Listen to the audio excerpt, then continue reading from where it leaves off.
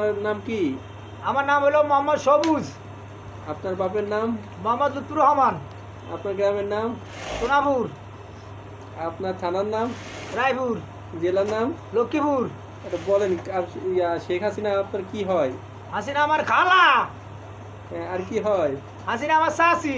আপনার চাচি, খালা? হ্যাঁ। হাসিনা আপনাকে কি দিছে? হাসিনা আমার করোনার টাইমে 5,000 দিছে একবার, 500 দিছে দুইবার, মোট 6,000 টাকা দিছে। আর কি দিছে? আবার চাউল দিছে, ডাল দিছে, আলু দিছে। আর এখন কি দিছে?